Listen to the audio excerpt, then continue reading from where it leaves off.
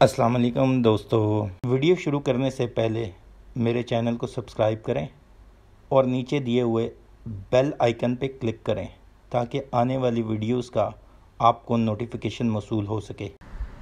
दोस्तों, आज हम जिस कंपनी को डिस्कस करेंगे वो है Berger paints. Berger paints chemical sector की एक बड़ी कंपनी है। बर्जर पेंट्स की टोटल होल्डिंग 100% में से 62% फॉरेन इन्वेस्टर के पास है। 62% की भी आगे डिस्ट्रीब्यूशन है। अराउंड 52% एक कंपनी के पास है और बाकी फॉरेन इन्वेस्टर ने इसे स्टॉक मार्केट से एक्वायर किया हुआ है। अब अगर हम देखें तो इसके इंतज़ामी उमूर पाकिस्तानियों के पास हैं। इंतज़ामी अमूर से मुराद ये है कि तमाम एडमिनिस्ट्रेशन पाकिस्तानी चला रहे हैं, क्योंकि ये एक पाकिस्तानी कंपनी थी। लेटर ऑन इन्होंने अपने शेयर्स जो हैं वो एक यूके की कंपनी को सेल किए थे, जिसके पास 52% होल्डिंग है और 3% होल्डिंग इनके मालकान के पास है, जिन्होंने एडमिनिस्ट्रेशन अपने पास रखी हुई है। इसका total free float stock market में 45% है, जो कि काफ़ी हेल्दी फ्री फ्लोट है। और अगर हम ये देखें कि करंटली इसकी प्राइस जो है वो 89.02 पे, मतलब 89 रुपीज़ पे है। इसने लास्ट 52 का हाईएस्ट 118 रुपये 47 पैसे और लो 60 रुपये 60 पैसे पे किया है। की फेस वैल्यू 10 रुपये है, जो कि ज़्यादातर शेयर्स की 10 रुपये ही होती है। अगर हम इसका ईयरली ग्रोथ देखें तो 89 रुपीज़ के हिसाब से 38% इसे ईयरली ग्रोथ आया है, जो कि ओवरऑल स्टॉक मार्केट कंपैरिजन में कोई ज़्यादा नहीं है, क्योंकि ज़्यादातर स्क्रिप्ट अराउंड 80 से 100% बढ़ चुके हुए हैं। अब ज़रा हम इसके फंडामेंटल्स देखते हैं और अगले 2 से 3 महीनों में इसके कहाँ तक जाने की उम्मीद है उसको हम ज़रा रिव्यू करते हैं। 2017 में इसकी EPS जो थी वो 11 रुपये 11 पैसे थी। 2018 में इसकी EPS 4 रुपये 99 पैसे थी और 2019 में इसकी EPS 4 रुपये 93 पैसे थी। 2020 में इसकी EPS कोविड की वजह से ठीक ठाक इफ़ेक्ट हुई थी, पर इसने LPS नहीं शो किया। इसने 3 रुपये 63 पैसे EPS ही शो किया। कंपनियों ने 2020 में लॉस शो किया था, लेकिन इसके स्ट्रॉन्ग फंडामेंटल होने की वजह से ये नुकसान में नहीं गई। 2021 में इसकी EPS 9 महीनों की 6 रुपये 36 पैसे है, जिसका मतलब है कि 2019, 2018 और 2020 इन तीनों ईयर से इस साल इसने ज़्यादा अच्छा परफॉर्म किया।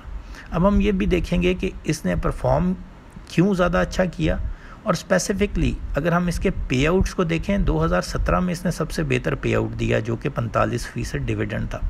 2018 में इसने बोनस दिया 12.5% और 12.5% ही डिविडेंड दिया।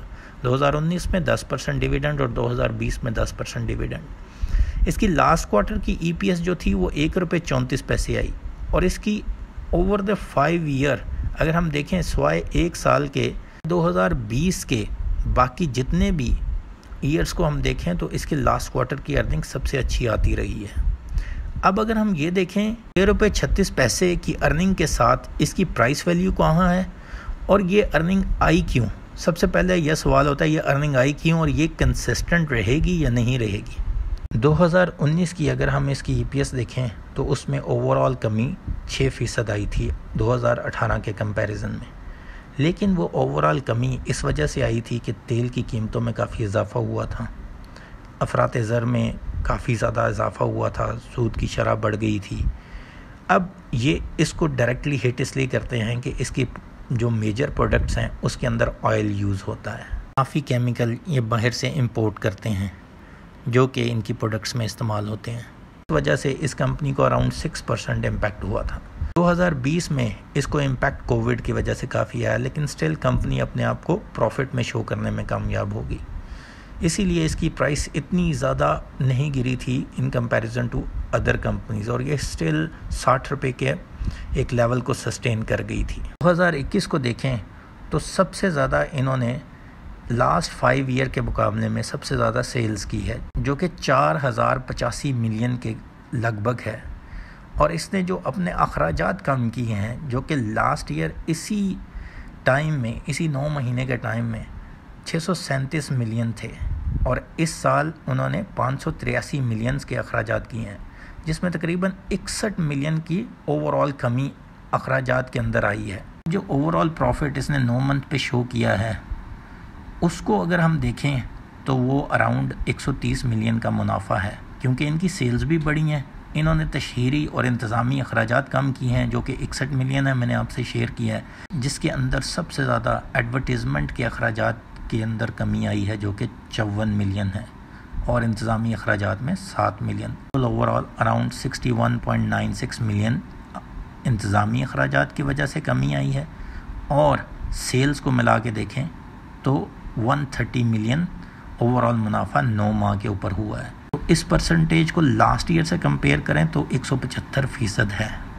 इनकी जो सबसे ज़्यादा प्रोडक्ट सेल हुई है इस साल, उसमें कार को पेंट्स करना, क्योंकि कार की ओवरऑल सेल्स लास्ट ईयर से काइबोर नीचे जाना की वजह से काफ़ी ज़्यादा हुई थी।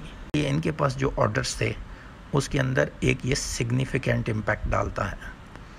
अब हम इसके प्राइस का जायज़ा लेते हैं और हम इससे क्या एक्सपेक्ट करते हैं उसको देखते हैं। इस प्राइस को हम एक कैंडलस्टिक चार्ट के अंदर भी देखेंगे आज।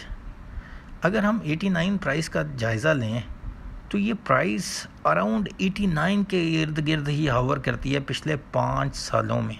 इसका मतलब है कि ये शेयर की जो बेस वैल्यू है वो अराउंड 80 से 90 के दरमियान है, और जिस साल इसे प्रॉफिट होते रहे हैं ये शेयर प्राइस अराउंड 150 प्लस भी रही है और 300 प्लस भी रही है। और अगर हम 2018 में देखें या 2017 में देखें इसकी प्राइस, या 2019 में रिज़ल्ट सीज़न तक इसकी प्राइस देखें तो ये अराउंड 140 प्लस रही है। 2018 में इसकी EPS जो है 4 रुपये 99 पैसे, और 2019 में 4 रुपये 93 पैसे, और रिज़ल्ट सीज़न में ये 140 प्लस था।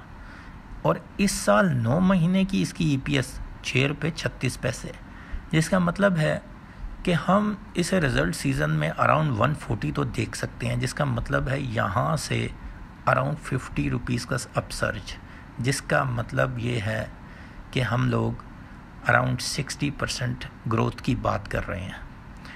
अब अगर हम इसको कैलकुलेशन के वाइज और डिटेल देखें तो इसकी अगर EPS अराउंड 8 रुपीज़ पे आती है तो 150 प्लस होने की एक अच्छी आइटम स्क्रिप्ट हमारे पास अवेलेबल है, लेकिन अभी तक इसको अपसर्ज नहीं आया according to the market as well, जिसका क्लियर कट मतलब है कि नियर फ्यूचर में हम इसे 120 से 140 के दरमियान देखेंगे, और इसकी EPS जो हमें एक्सपेक्टेड है वो अराउंड 8 रुपीज़ से 9 रुपीज़ के दरमियान है, जो कि एक अच्छी EPS है, क्योंकि 6.36 पे अभी ये 9 मंथ की EPS शो कर चुका है। और अगर हम 1.35 ही इसमें ऐड कर लें जो कि लास्ट क्वार्टर की EPS थी, तो हमें क्लियर कट ये पता लग जाएगा कि इसकी EPS अराउंड 8 रुपये के करीब आ जाएगी। हमारी एक्सपेक्टेशन के मुताबिक 7.5 से 9 रुपये, और अगर ये 9 रुपये को हिट करता है तो हम इसके न्यू हाइज़ भी देख सकते हैं जो कि 150 प्लस होंगे। आउटलुक के हिसाब से इस कंपनी को केमिकल इंपोर्ट में फ़ायदा होने जाएगा। केमिकल इंपोर्ट पे गवर्नमेंट ने ड्यूटी ख़त्म कर दी है, कस्टम ड्यूटी, रेगुलेटरी ड्यूटी और additional custom duty. Next year भी इसका हम एक अच्छा तसव्वुर कर सकते हैं और इसका मोमेंटम जारी रहने की उम्मीद रख सकते हैं। इसका मतलब है कि नेक्स्ट ईयर में भी ये एक अच्छी EPS पोस्ट करेगा। शुक्रिया दोस्तों, चैनल को सब्सक्राइब करना मत भूलिएगा। अल्लाह हाफ़िज़।